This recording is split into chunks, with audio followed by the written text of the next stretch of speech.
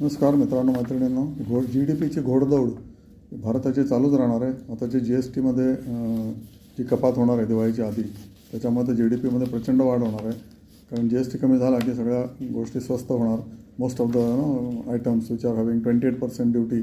सिमेंटसारख्या गोष्टीला 28% GST आहे. हो, वेड्यासारखा GST लावला आहे. तो आता 18%वर येऊ शकतो. मोटर कार्स किंवा टू व्हीलर्स किंवा अजून हजारो गोष्टी आहेत की ज्याचा GST 28वरून 18 येईल आणि 18चा सुद्धा 5% होऊ शकतो आणि 5%चा 0 होऊ शकतो.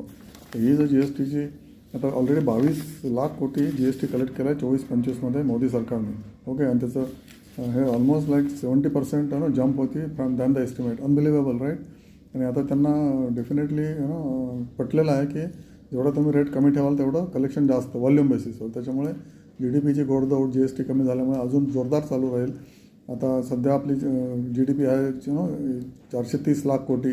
ओके, 7% जरी ॲव्हरेज GDP वाढते दरवर्षी म्हटलं तर पुढच्या वर्षी होईल ते 460 लाख कोटी, त्यानंतर 492 लाख कोटी, मग 2028ला 526 लाख कोटी आणि 2029ला 5,63,000 कोटी आणि 2030ला 6 लाख कोटी. ओके, एवढी GDP आपलं वाढणार आहे. 7% rise per annum. Okay, CAGR 7% मी कमी धरतो आहे. इट मे बी 7.5 or 7.75% एवढी पण होऊ शकते. GST कपातामुळे प्रचंड बूस्ट मिळणार आहे. आणि अजून एक पाऊल आहे मोदी गव्हर्नमेंटचं की आपण 2047ला ट्रिलियन्स ऑफ डॉलर्सची इकॉनॉमी होणार आहे आपली 2047ला.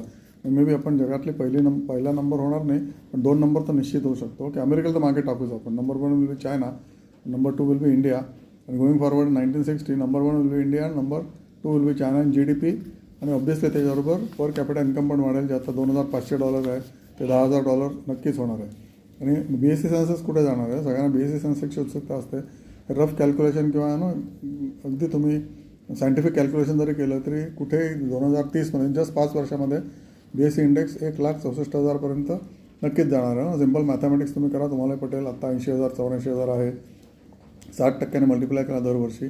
GDP वाढली म्हणजे कंपनीचे प्रॉफिट वाढले. कंपनीचे प्रॉफिट वाढले की कंपन्यांचे शेअर मार्केटमधले भाव वाढले आणि ते भाव वाढले की मार्केट कॅपिटलायझेशन वाढतं, राईट. आत्तापर्यंत तुम्हाला मार्केट कॅपिटलायझेशन म्हणजे काय तर डोक्यात प्रकाश पडलाच असेल. तर तुम्ही सजग व्हा आणि इन्व्हेस्ट करा. आपला स्वतःचा डीमॅट उघडा. ऑलरेडी 64 लाख अकाउंट गेल्या वर्षभरात उघडलेले आहेत. तुम्ही पण त्याच्यामध्ये सामील व्हा.